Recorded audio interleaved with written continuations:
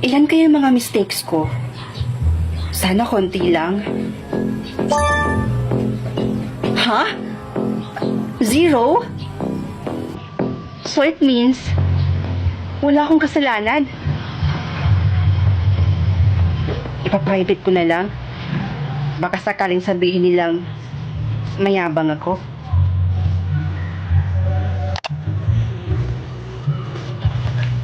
Anak, bakit hindi mo na naman pinatay yung tubig? Kaya ang mahal ng mga binabayaran natin eh. Ma, hindi ako. Teka, Ma, bakit ba kayo ganyan? Tuwing may nangyayaring hindi maganda dito sa bahay, ako yung sinisisi niyo. Dahil marami kang mistake. Kaya mo nga pinrivate, di ba? Ma, kaya ako pinrivate dahil gusto... Ay naku anak, huwag ka na lang magrason. Dahil alam nating dalawa kung ano yung totoo.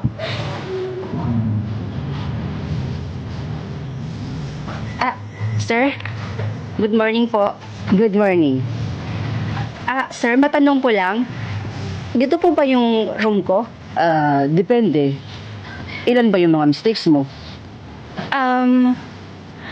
100 po. Ay, Diyos me. Nasa class D ang classroom mo. Class D? Ay, naunsa di ay ka. Bungol mo. Nasa baba, class D yung room mo. Okay po, thank you.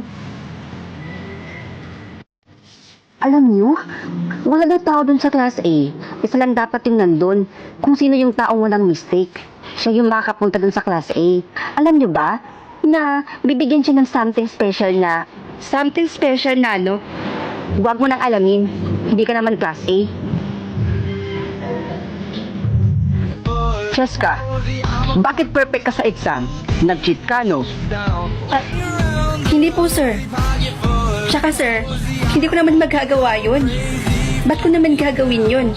Naku, sir, malamang nag-cheat yan. Eh, naka-private nga yung sa kanya, sir, di ba? Hindi yan totoo. Okay, Cheska. Kung talagang nagsasabi ka ng totoo, i-public mo yung mistakes mo. Okay po, sir. Nako, sure akong maraming mistake yun, no? Kaya nga niya pin-private, eh. Sana, kulay puti yung mapunta sa akin. Ibigay mo na sa akin yung kulay puti. Please.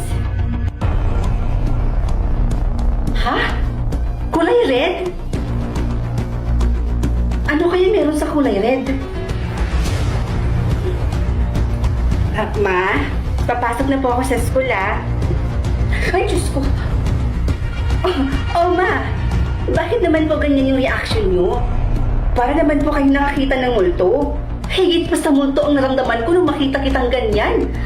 Po? Bakit naman po, Ma? May mali po ba sa akin? Bakit ganyan yung suot mo? Ito po ba? Ito po kasi yung nakuha ko kanina, Ma. Hindi pwede to. Anak, hubarin mo yan. Magpalit ka ng damit to. Bilisan mo. Bakit po? Basta makinig ka na lang sa akin. Ito, ayan. Kulay puti. Magpalit ka. Palitan mo yung suot mo ngayon. Bilisan mo na. O sige po, Ma. Sandali lang po. Ma, okay na po ba to? Ayan, okay na yan, anak. Walang dapat makaalam na kulay puti ang nakuha mo. Naiintindihan mo ba ako? Okay po, Ma. Naiintindihan ko po. O siya, maalis na po ako, Baka malito po kasi ako sa klase ko, eh. Anong oras na din po kasi? Tsaka baka matraffic po ako sa daan. Sige, anak. Mag-iingat ka, ha? Sige po. Uy, Bes! Kulay puti din pala yung nakuha mo. Ikaw din. Parehas pala tayo. Kaya nga, buti na lang kulay puti din yung nakuha mo. Hala, andiyan na yung grupo ng mga pula. Ha? Bes, huwag na huwag kang titingin sa likod mo, ha? Huwag na huwag kang titingin. Halika na, umalis na tayo. Dito na tayo dumaan. Halika na. Bakit, Bes? Anong meron sa kulay pula? Huwag ka nang maraming tanong. Sige na, bilisan mo na.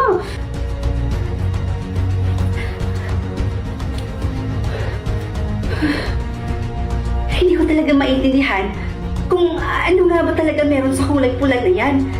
Bakit parang lahat ng tao Takot na takot sa kulay pula. Mag-check ako ng mga kulay ninyo. Dapat lahat kayo ay naaangkop sa kulay. Alam ko yung mga nagsisinungaling lang.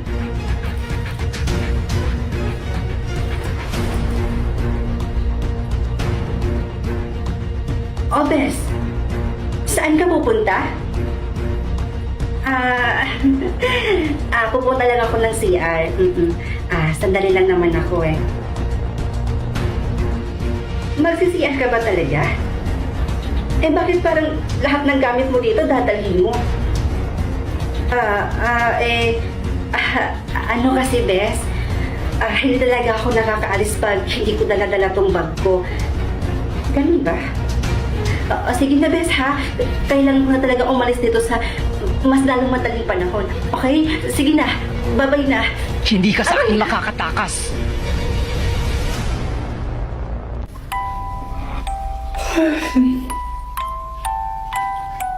Time travel? Masubukan nga dito sa future.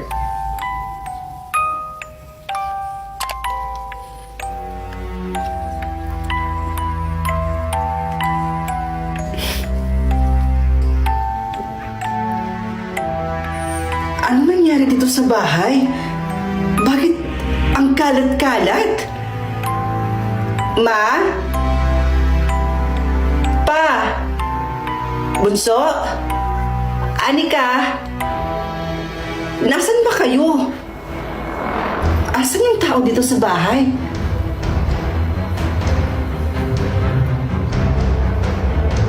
O ate?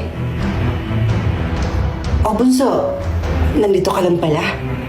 Sila mama at papa. Nasaan sila? Ha? Ate? Nilalagnat ka ba? Nasaan nga sila? Sure ka? Wala kang alam? Ha?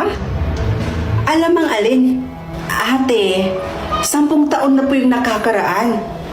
Nang mamatay sila mama at papa. Eh sinisisi mo pa nga yung sarili mo dahil doon. Ano?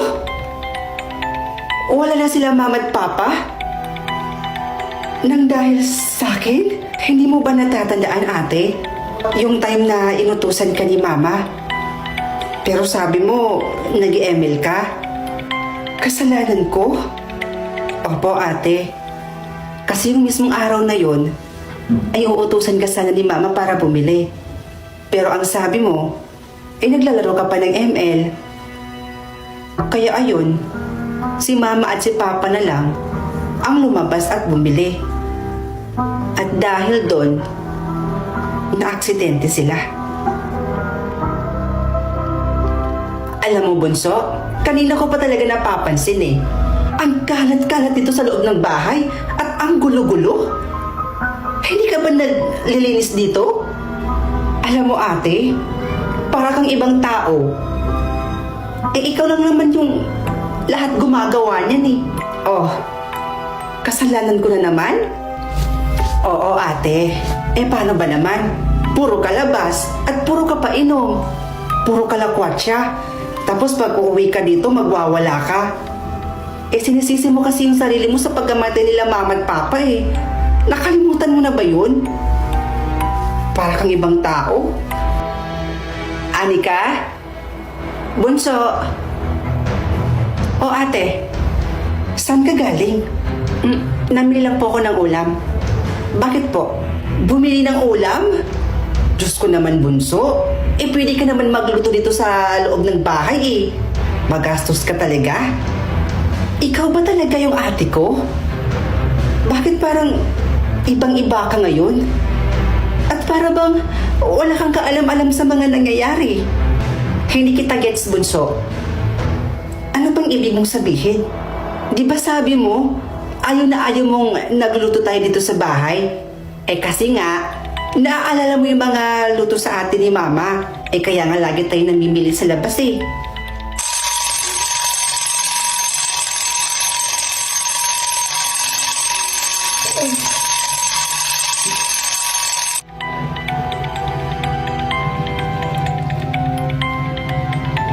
Ang Ang sama naman ng panaginip ko. Anak, pasuyo naman si Mama, oh. Bumili ka muna ng ulam dun sa bayan. Ano ba naman yan, Ma? Pwedeng mamaya na lang. Nag-email pa ako eh. Mabilis lang to, promise.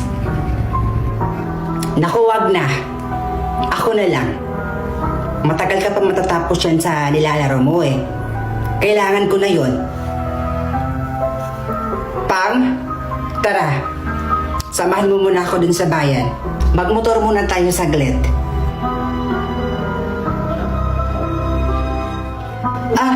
Ma, ako na lang po pala.